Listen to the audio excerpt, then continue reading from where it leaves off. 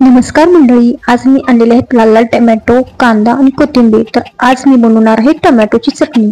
एक एक असे सगळे टोमॅटो मी कट करून घेतलेले आहेत।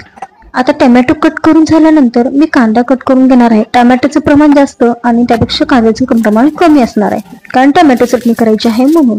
आता कांदेही मी इथं 7 कांदे घेतलेले आहेत आणि 10-12 टोमॅटो घेतलेले होते। मी लाल लाल असे टोमॅटो घ्यायचे आहेत। कांदाही मी बारीक बारीक असं चिरून घेतलेला आहे।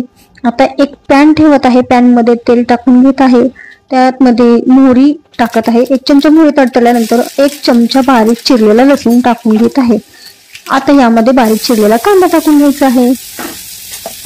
कांदा परतून घ्यायचा आहे। कांदा परतून असं घ्यायचा आहे बघा, असं कलर थोडासा बदलला पाहिजे कांद्याचा, कारण त्याचा कच्चेपणा दूर झाला पाहिजे। कांद्याचा कच्चेपणा दूर झाल्यानंतर त्यामध्ये आपण चिरलेला टोमॅटो टाकायचा आहे।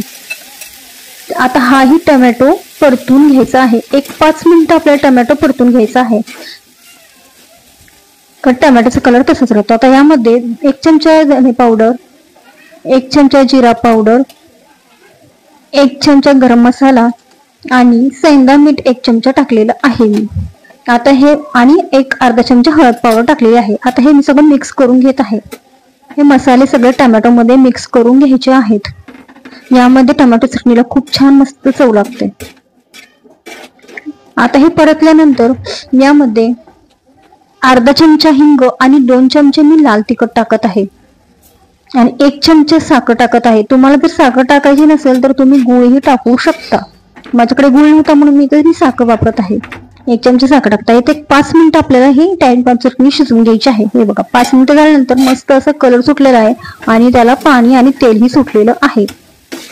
आता यामध्ये आपल्याला 1 वाटी असं शेंगदाण्याचं कूट टाकायचं आहे।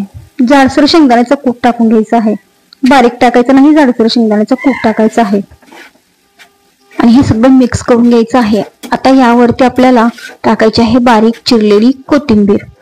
तुम्हीही अशीच बनवता का चटणी? मला नक्की कमेंट्स मध्ये सांगा। मी बारीक चिरलेली कोथिंबीर टाकलेली आणि झाकण लावून 5 मिनिटं वाफ काढून घेत आहे, म्हणजे आपली चटणी पूर्णपणे तयार झालेली आहे।